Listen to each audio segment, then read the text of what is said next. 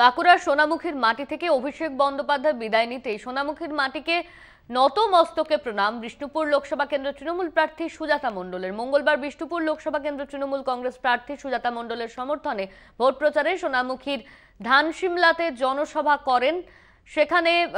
করেন। সেই সভায় ভিড় দেখে আপ্লুত সুজাতা। অভিষেক বিদায় নিতেই সোনামুখীর মা মাটি মানুষকে নত মস্তকে প্রণাম করলেন সুজাতা।